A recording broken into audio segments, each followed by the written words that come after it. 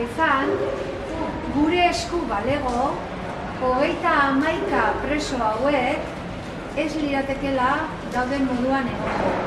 Osasun eskubidea badutelako kalean egongo liratekela. Legeak diona beteta.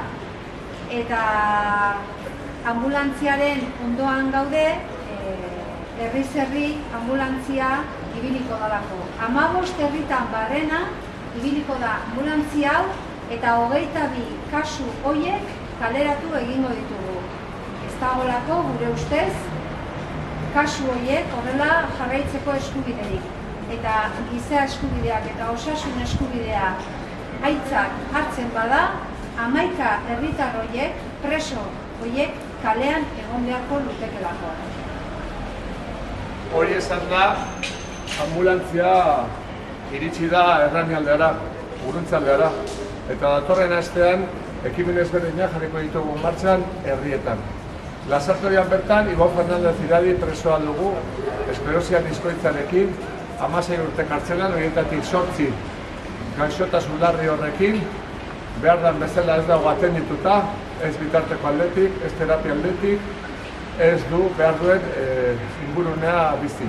Horregatik eskatzen dugu etxera etortzea.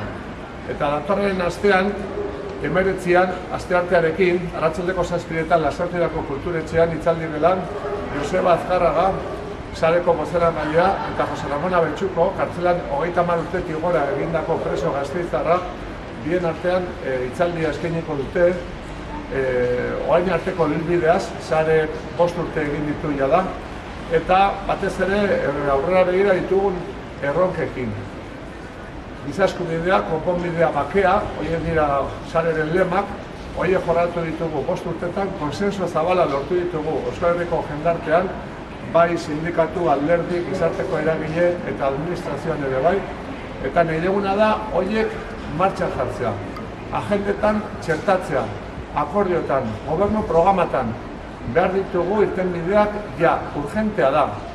Gaixoentzat, dispersatuta daudenentzat, urte asko dauzkatenentzat, seme-alabak, umia dauzkatenentzat, asteburu bueltaka eta preso guztientzat. Eta esan bezala, 19an hitzaldi hori izango dugu, eta 22an mobilizazioa.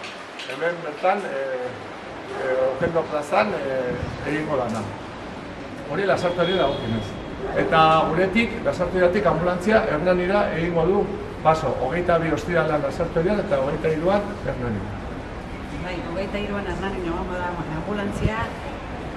Guk Hernanin badugu Gari Arruarte, bai duka espondibilisa, Almeriako espetxean dago, eta urgentea da, handik atera eta behar duen tratamendua jaso dezan.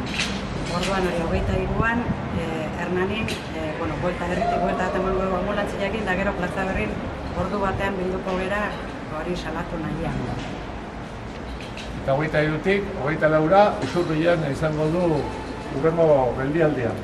Usurbilen, 24an igandian, goizeko ordu batetan Mikel Ahoa plazan gonbidatuta gaude, Usurbilgo osasungintzako langileekin, beak hartuko dute ekimen honen hitza eta proposamen hau, ekimen hau herriari aurkeztuko diote esandako orduan, eta bertan jendia etortzeko deialdia egiten dugu.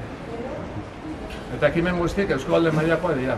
Beraz, animatu nahi dugu, hemen Buruntzaldean, Erranialdean bizidan herritar oro, parte ardezan, eta hemen jartzen duen bezala, larriki gaixo dauden presoak etxera ekar ditzagun lehen bailen. Urgentea da.